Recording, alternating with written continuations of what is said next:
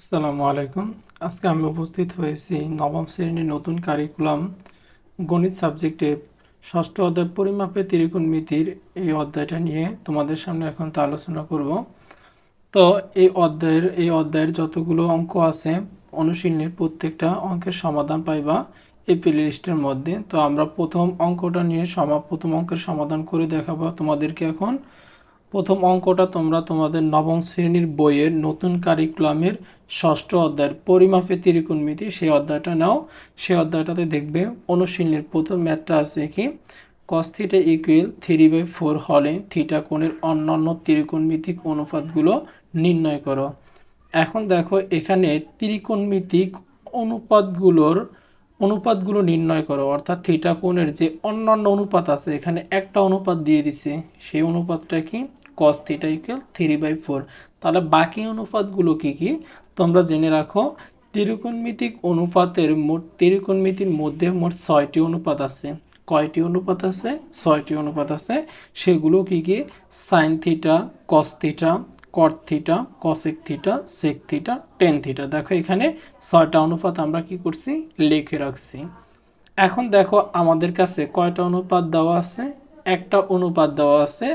বাকি যে অনুপাতগুলো আছে সেগুলো আমাদেরকে কি বলছে? বের করতে বলছে। বাকি 5টা অনুপাত বের করব। পরীক্ষার সময় আমাদেরকে যে কোনো এরকম এই 6টি অনুপাতের মধ্যে যে কোনো একটি অনুপাত দেওয়া থাকবে। বাকি 5টা তোমাদেরকে বের করতে বলবে না, যে কোনো 2টা বা যে কোনো 3টা অনুপাত কি করতে বলবে? বের করতে বলবে। যদি আমরা এখান থেকে সবগুলো অনুপাত বের করতে পারি তাহলে পরীক্ষায় যে কোনো অনুপাত বের করতে বললে আমরা সেখান থেকে কি করতে পারবো? বের করতে পারবো। তো আচ্ছা, আমরা এখন শুরু করে দিই। cos theta equal 3/4।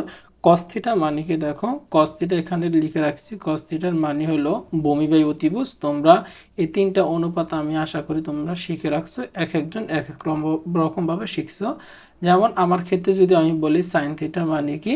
সাগরে লবণ অনেক। সাইন থিটা মানে কি? সাগরে লবণ মানে লম্ব, অনেক মানে অতিভুজ, সেটা দিয়ে মনে রাখতে পারো।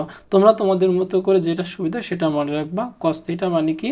কবরে বুত অনেক। কবর মানে cos থিটা, বুত মানে ভূমি, অনেক মানে অতিভুজ। টেন থিটা মানে কি? তেরা লম্বা বুত। তেরা মানে টেন থিটা, লম্ব মানে লম্বা, লম্ব, বুত মানে ভূমি। তো তোমরা তোমাদের মতো করে মনে রাখবা। cos থিটা যেহেতু দেওয়া আছে, cos থিটা মানে কি? ভূমি বাই অতিভুজ। তাহলে ভূমি অতিভুজ কোথায় থাকে জানো? ভূমি অতিভুজ সমকোণী ত্রিভুজে থাকে। এই অধ্যায়ের প্রত্যেকটা আলোচনায় কিন্তু সমকোণী ত্রিভুজ নিয়ে আমাদের এই অধ্যায়ের প্রত্যেকটা আলোচনা, এই অধ্যায়ের প্রত্যেকটা ম্যাথে আমাদের করার জন্য সমকোণী ত্রিভুজটা অঙ্কন করতে হবে। তো সমকোণী ত্রিভুজ আশা করি তোমরা অঙ্কন করতে পারো। তো আমরা এখন এখান থেকে কি করব? সমকোণী ত্রিভুজটা অঙ্কন করে নেব। প্রথমে লিখব কি? দেওয়া আছে। তো এখন দেখো এখানে দেওয়া আছে কি?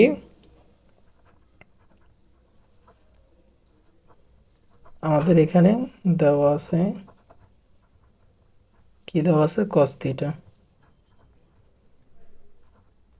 cos থিটা ইকুয়াল কত? 3/4। তো এই অনুসারে আমরা কি করতে পারি? এই অনুসারে আমরা একটা সমকোণী ত্রিভুজ অঙ্কন করে নিতে পারি। তো দেখো সমকোণী ত্রিভুজটা কিভাবে অঙ্কন করি। এখানে দিয়ে সমকোণী ত্রিভুজটা আমরা অঙ্কন করে নিই।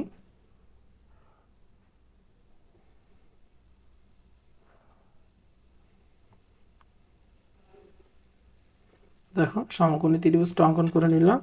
এর নাম দিয়ে দিই আমরা এ বি সি কোণ দিয়ে দিলাম। এখন দেখো cos থিটা মানে কি? ভূমি বাই অতিভুজ। তাহলে ভূমি কত?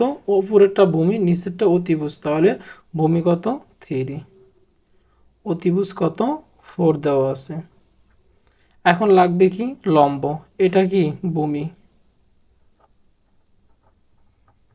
এটা কি? অতিভুজ। এটা কি? লম্ব। তো এখন দেখো এখানে আমাদের অতিভুজ দেওয়া আছে, ভূমি দেওয়া আছে, লম্বটা দেওয়া নাই। তো আমাদের কি করতে হবে? লম্বটা বের করে নিতে হবে। তাহলে লম্বটা আমরা কিভাবে বের করব? আমরা লম্বটা বের করব পিথাগোরাসের উপপাদ্য অনুসারে। পিথাগোরাসের একটা উপপাদ্য আছে, সেটা দিয়ে আমরা বের করতে পারবো। তাহলে পিথাগোরাসের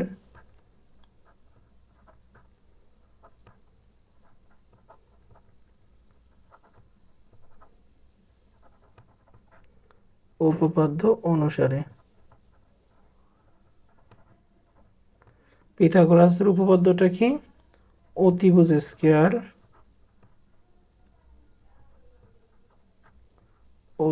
স্কয়ার ইকুয়াল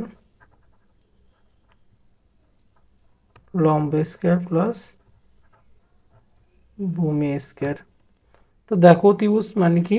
এসি, তাহলে এসি স্কয়ার ইকুয়াল কি লম্ব কি? এবি স্কয়ার প্লাস কি ভূমি স্কয়ার, ভূমি কত? BC square.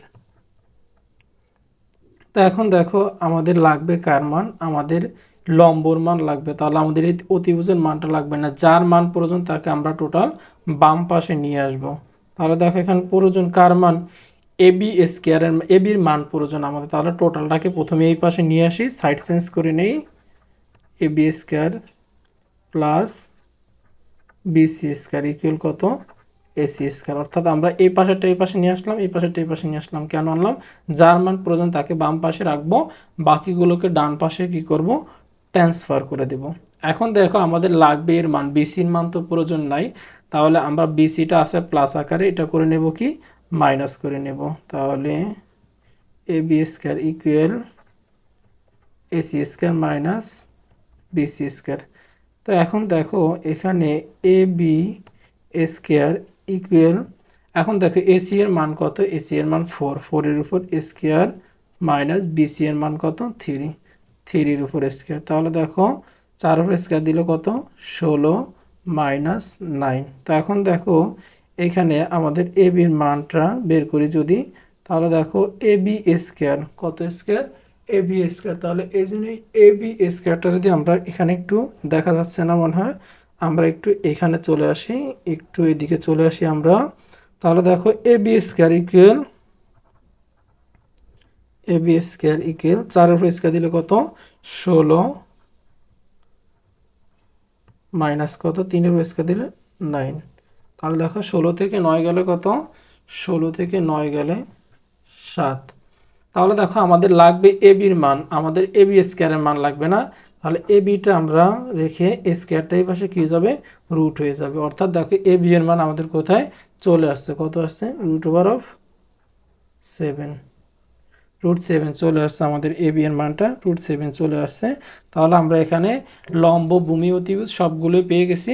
এখন জাস্ট আমাদের বাকি অনুপাতগুলো বের করে নিতে হবে। এখন লিখে বের করে নেই। এখন দেখো যেহেতু cos থিটা বের করছি, আমরা ধারাবাহিকভাবে সবগুলো বের করি। sin থিটাটা বের করে নেই, sin থিটা। তাহলে দেখো sin থিটা মানে কি? লম্ব বাই অতিভুজ। লম্ব কত? এটা, এটার মান কত? √7, √7, এটা নাই, √7 ডিভাইডেড বাই কত? অতিভুজ, অতিভুজ কত? 4, √7/4। তারপরে যদি দেখো আমরা বের করব টেনেরটা বের করব। টেন থিটা মানে কি? লম্ব বাই ভূমি। তাহলে দেখো লম্ব কত আছে? √7, √7/3।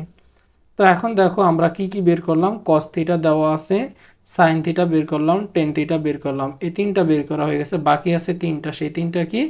বাকি আছে cot থিটা, cosec থিটা ও sec থিটা। তাহলে সেইগুলো সূত্র কিন্তু আমরা এভাবে শিখি নেই কেউই। তাহলে সেটা কিভাবে বের করব? এখানে দেখো আমি একটা অনুপাত লিখে নিচ্ছি, এখানে কোন কার বিপরীত কোনটা সিরিয়ালে তোমরা মুখস্থ রাখবা। সাইনের বিপরীত cosec, এভাবে মনে রাখবা। sin theta, cos theta, cot theta, cosec theta, sec theta, tan theta. এখন দেখো আমাদের সাইন থিটার মান আছে, কসেক থিটার মান বের করব কিভাবে? তাহলে দেখো সাইন থিটার বিপরীত কি আছে? Cosec theta. অর্থাৎ সাইন থিটাকে আমরা উল্টায় দিলেই কসেক থিটাটা পাই। তাহলে দেখো কসেক থিটা ইকুয়াল কি হবে?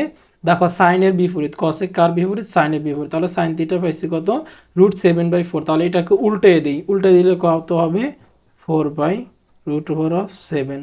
তারপর আসছে কি দেখো, তারপরে যদি আমরা সেক থিটাটা বের করে নেই, সেক থিটাটা কার বিপরীত? দেখো তো কস থিটার বিপরীত। তাহলে কস থিটা কত?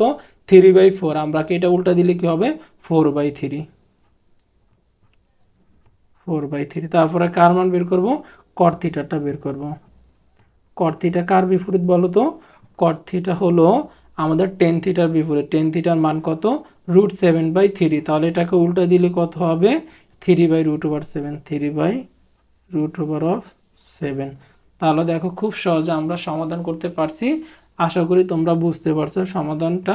আর এভাবে আমরা প্রত্যেকটা ম্যাথের সমাধান করব খুব সহজে। তোমরা আমাদের পাশে, তোমরা এই চ্যানেলটা সাবস্ক্রাইব করে রাখবে। যারা তোমরা চ্যানেলে নতুন আছে, তোমরা ভিডিওটা দেখার পরে তোমরা কি করবা, চ্যানেলটা সাবস্ক্রাইব করে বেল বাটনটা প্রেস করে রাখবা, যাতে এই ধরনের ভিডিও দেওয়ার সাথে সাথে তোমার কাছে নোটিফিকেশন চলে যায়। তো এই ছিল আজকের বিষয়। এরপরে আমরা 2 নাম্বার 3 নাম্বার ধারাবাহিকভাবে সবগুলো অনুশীলনের ম্যাথগুলো সমাধান করব।